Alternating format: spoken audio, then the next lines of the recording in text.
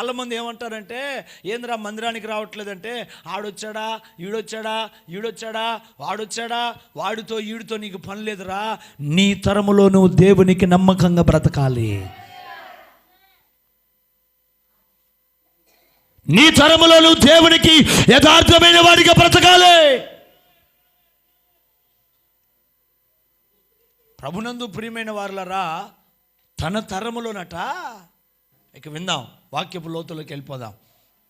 తన తరములోని ప్రజలు ఎలా ఉన్నారంటే, అల్లరికిని, చూడండి, ఆటపాటలకుని, లోకానికిని, ఆచారాలకును, ఇంకా చెప్పండి, వ్యసనాలకును, పాపమునకును, అతిక్రమానికిని, ఇంకో మాట చెప్పాలంటే లోకమునకు బానిసలే బ్రతుకుతా ఉన్నారు.